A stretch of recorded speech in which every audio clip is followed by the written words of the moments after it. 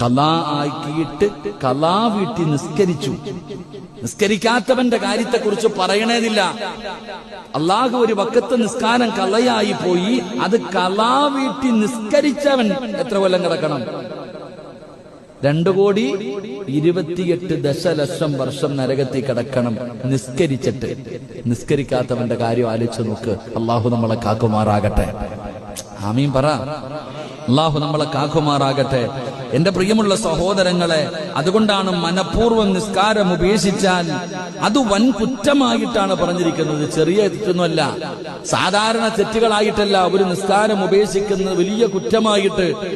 എന്റെ പ്രിയപ്പെട്ടവരെ, അതിന്റെ പേരിൽ തന്നെ നരകത്തിന്റെ മുന്നിൽ അവന്റെ കവാടം ഏതെങ്കിലും ഒരു മനുഷ്യൻ അറിഞ്ഞുകൊണ്ട് ഒരു വക്കത്ത് നമസ്കാരം ബോധത്തോടുകൂടി കളയാക്കിയാൽ അവന്റെ പേര് നരകത്തിന്റെ കവാടത്തിൽ എഴുതി വെക്കുമെന്ന് മഹാനായി നബിയുനാ റസൂലുള്ളാഹി